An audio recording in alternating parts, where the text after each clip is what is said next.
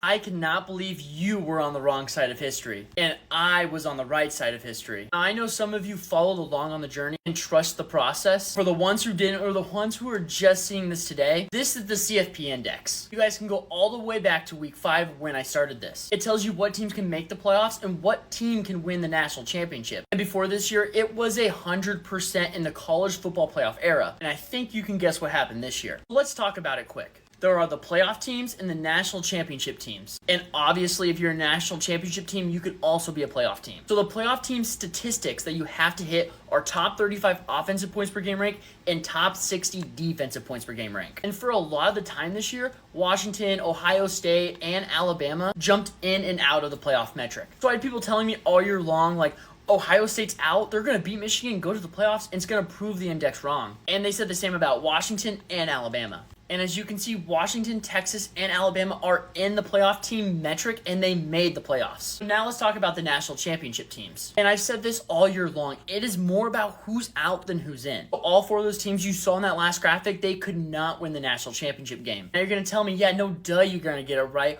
One of those 4 teams are probably going to win. Why the heck are Penn State and SMU up there? They fit the metric. And it's more about who is out than who is in. Yes, SMU's not going to make the college football playoffs, but have common sense in that. When we look at all of them side by side going into the playoffs, I got a lot of hate. I told people this statistic is 49 for 49 so far, and I sold my soul and betted money on Michigan to win it all because I told people it is historical stats that you're going up against. And as we know, history repeats itself. So in that first playoff game, I said, I don't know who's going to win against Texas and Washington, but I know Michigan will beat Alabama. I got so many link comments in my video, but look what happened.